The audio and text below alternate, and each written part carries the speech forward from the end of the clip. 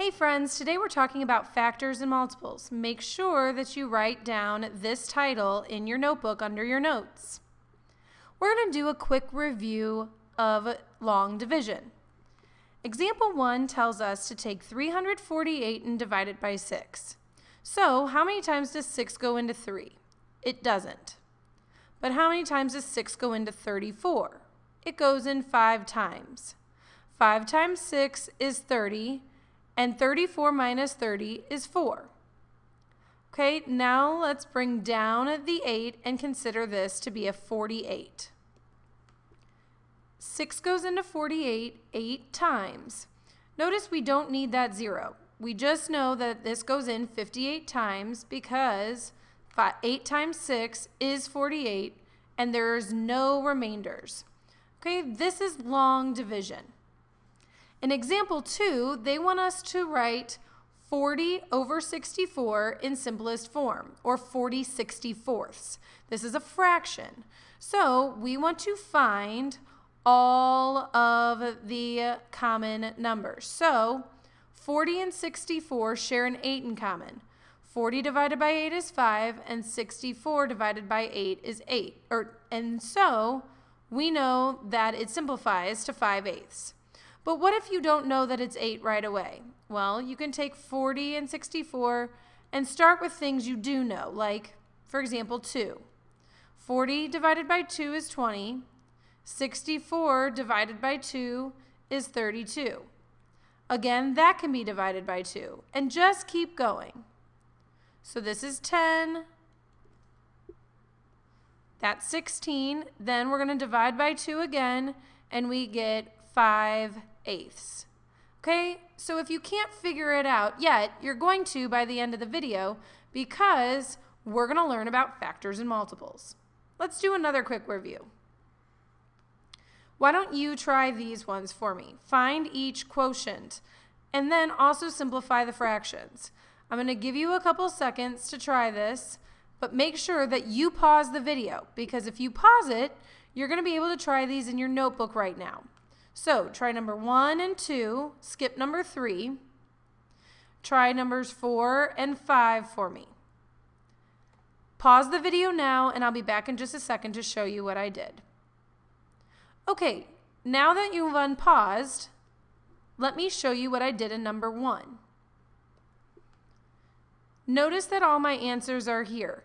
If you have them right, you can move on. If you need to watch my explanation, I'm going to show you right now. 3 goes into 8 2 times. 3 times 2 is 6, so 8 minus 6 is 2. Bring down your 7 and let's consider this a 27. 3 goes into 27 9 times with nothing left over, so my answer is 29. Over here, 8 does not go into 5, but it goes into 58. So 8 goes into 58 7 times, and 7 times 8 is 56. There's going to be 2 left over. Bring down my 4 and consider this a 24. 8 goes into 24 3 times evenly, so 73 is my answer. Over here, I'm going to simplify. 32 and 48. I know that 2 goes in. I also know that 4 goes in. But I'm even going to take it a step further, and I know that 8 goes in. Let's stop there and try that. 32 divided by 8 is 4. 48 divided by 8 is 6. That's still not quite there. I know that they can both be divided by 2, so I get 2/3. 7/28. Both can be divided by 7, so I get 1/4. Okay, let's talk about factors and multiples. A common factor is a number that is a factor of 2 or more numbers. The greatest common factor of 2 or more numbers is called the greatest common factor, or the GCF. The least non-zero number that is a multiple of 2 or more whole numbers is the least common multiple, or the LCM, of the numbers. So GCF stands for greatest common factor. Greatest means the most, common means something that they share, and factor means a number that it can be divided by. while LCM means least common multiple, and least means the smallest, common again means something that they share, and multiple means you can multiply by it. Okay, you don't have to write down anything on that slide, so follow me to the next one. Let's talk about this one. There are 1 slice servings of 3 types of cake on a table. Each row has an equal number of servings and only 1 type of cake. What is the greatest number of servings in each row?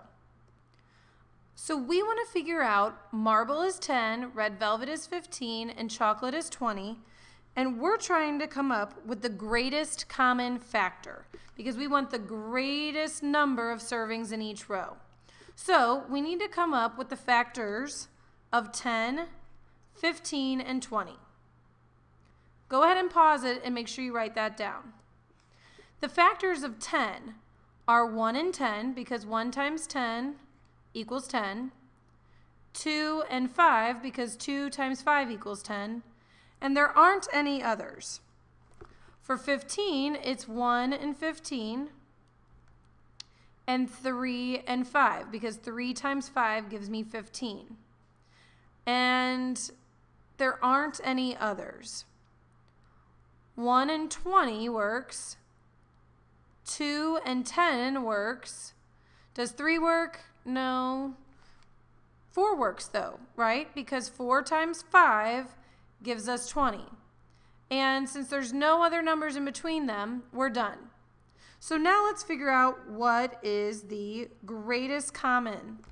So they have some factors that they share in common, right? But some of them aren't the greatest. Like, for example, they all share a 1. But they also share these 5s. And the 5s are the greatest. It's the biggest number that you see that they share in common. Okay, so in number 2, they asked me to find the greatest common factor of 12 and 18. You can also use a tree diagram like this, or not a tree diagram, but a tree to decide your factors. It's a factor tree.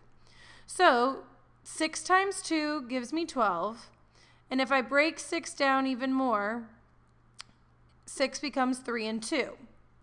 Over here, 18 can be made by a 9 and a 2, and the 9 can be broken down by 3 and 3. Now notice that they share 3s and 2s. That's why they're circled.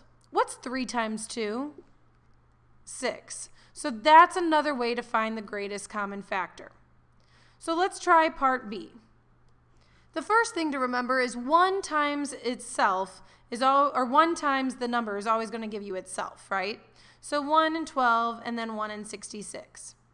So 12 is divisible by 2 and 2 times 6 gives us 12. 3 times 4 also gives us 12 and there can't be anything in between. For 66, 2 times 33 gives us 66. 3 times 22 gives us 66. 4 doesn't work. 5 doesn't work. 6 times 11 gives us 66. Does 7 or 8 work? What about 9? Nope, none of those work, not even 10. So really, 6 and 11 are the last two. So let's look at what they have in common.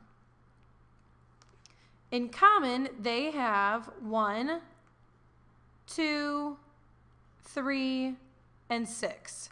But do you notice that 6 is the greatest, so it's the greatest common factor. Okay, so now I want you to pause the video and try C for me. I'll be back in just a second to show you what I did. Okay, so you should have paused the video and written down 18 and 30, and then come up with the factors of 18. Of course, it's always 1 in itself, and then it's an even number, so 2 times 9 works, and 3 goes in, 3 times 6, and that's it. For 30, it's 1 and 30. It's an even number, so 2 and 15, 3 and 10, and then that's it. Just kidding. What about 6? You're right, 5 and 6. Don't forget those.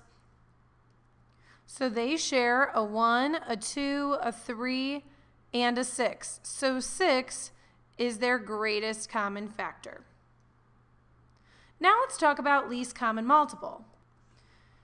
Least common multiples you can use to find a number line to find them, or you can use an organized list. Basically, what you're trying to do is you are trying to take 2 times 1, 2 times 2, 2 times 3, 2 times 4, 2 times 5, 2 times 6.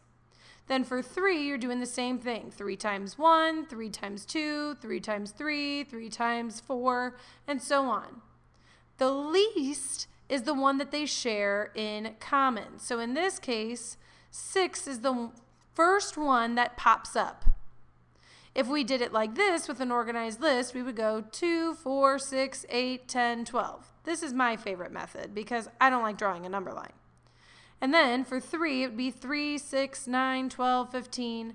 And notice that they share a 6 in common and a 12 in common, but the 6 is the least or the smallest.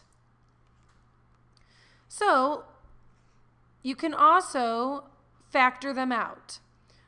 Okay, so make them have their prime factorization. So 14 becomes a 7 times a 2, and 21 becomes a 7 times a 3.